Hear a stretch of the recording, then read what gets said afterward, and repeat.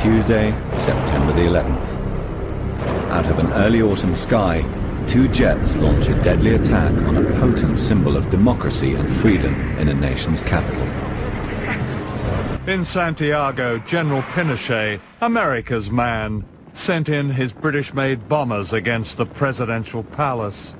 It was September the 11th, 1973, a date that held an infamy. From inside the palace, Allende refused to leave, true to his promise not to surrender the government for which the ordinary people of Chile had voted. He broadcast this last message. Trabajadores de mi patria, tengo fe en Chile y su destino.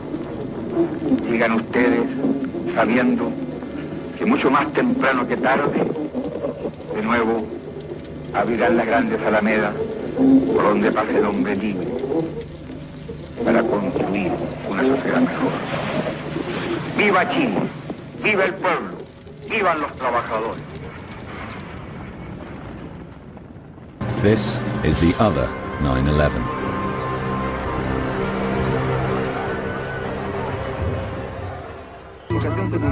Tuesday, September the 11th, 1973. For 150 years, Chile has been an anomaly in Latin America, a democratic and peaceful country on the edge of an unstable and violent continent. Today, all this will change. By midnight, the president will be dead, the government imprisoned, and the country in the grip of a military dictatorship that will last 2 decades.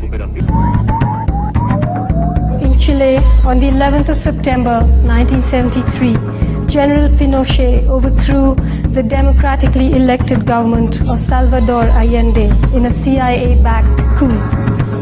In the regime of terror that ensued, thousands of people were killed. Many more simply disappeared. Firing squads conducted public executions. Concentration camps and torture chambers were opened across the country. The dead were buried in mine shafts and unmarked graves. For 17 years, the people of Chile lived in dread of the midnight knock, of routine disappearances, of sudden arrest and torture.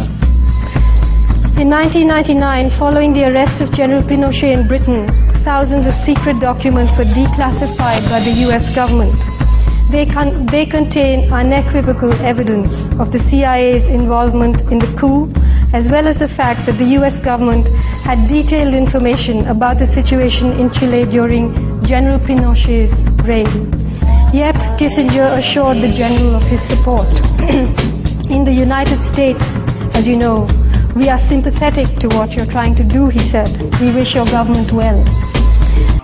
It was the height of the Cold War. Pinochet was pro-West, and the US didn't like the Allende government's left-wing politics. Without America's support, Pinochet could not have mounted his coup. Today, he's accused of devising the worst concentration camp regime since Hitler's grand plan. Pinochet rounded up everyone his forces deemed the remotest risk to his new military junta. He threw them into places like this, the Chacabuco desert camp. By the end of 1973, 250,000 Chileans had been detained in remote and godforsaken prisons. In 1973, the National Stadium was turned into a concentration camp as a military coup, backed by the United States, overthrew the democratically elected government of Salvador Allende.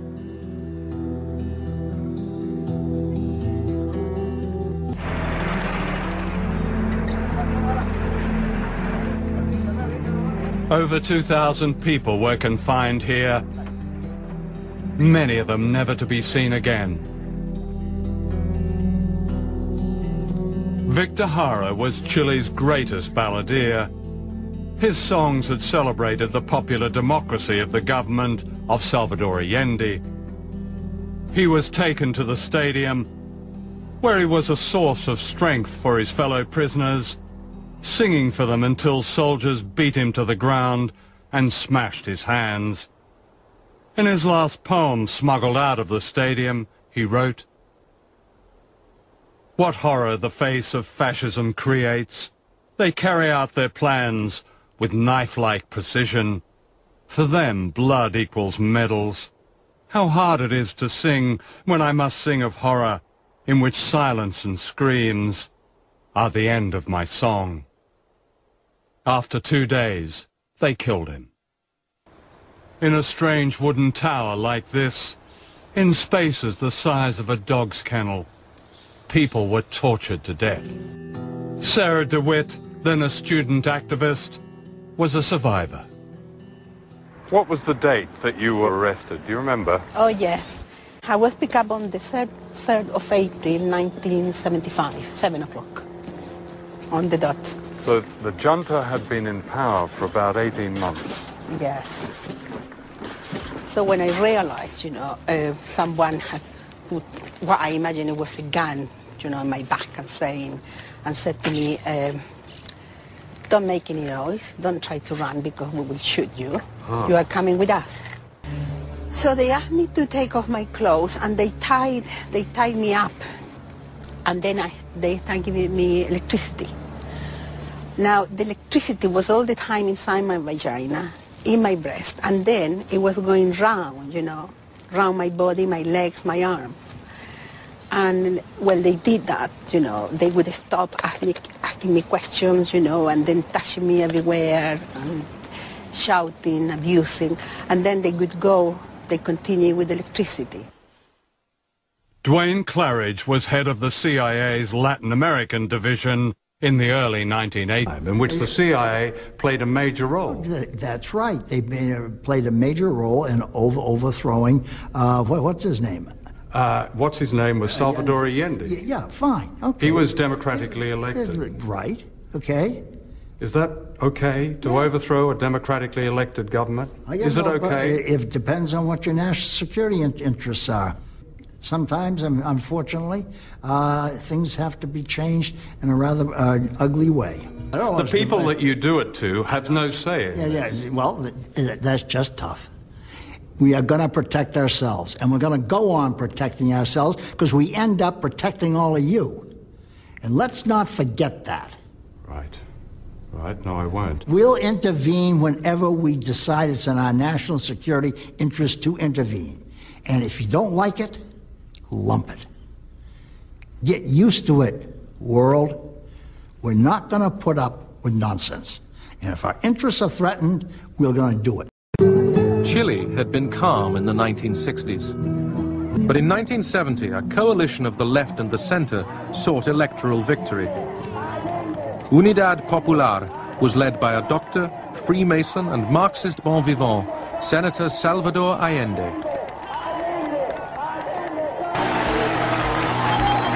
In 1970, Salvador Allende's Popular Unity government won the election on a platform of nationalization of large sectors of the economy. Chile's phone company was majority owned by the US corporation ITT. It spearheaded attempts to stop Allende becoming president. It had the support of Richard Nixon in the White House. I was not there, but I can tell you what we now know to be a fact. He ordered the CIA to prevent Allende from assuming the presidency. Despite the efforts of the CIA, Allende was sworn in as president.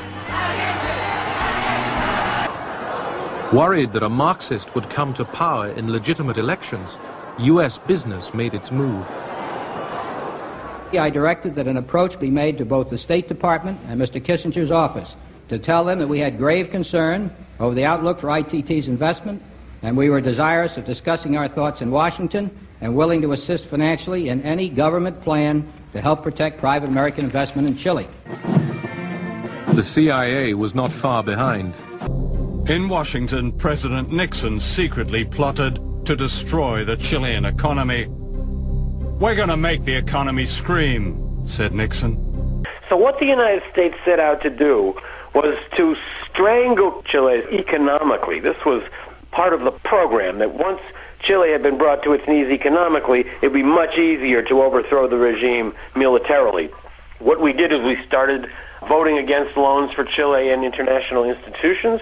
We would downgrade the quality, reliability ratings of Chilean financial instruments in the U.S. so that American banks would not loan there. The businesses coordinated a plan where they wouldn't send any replacement parts for any mechanical goods in Chile over a period of years.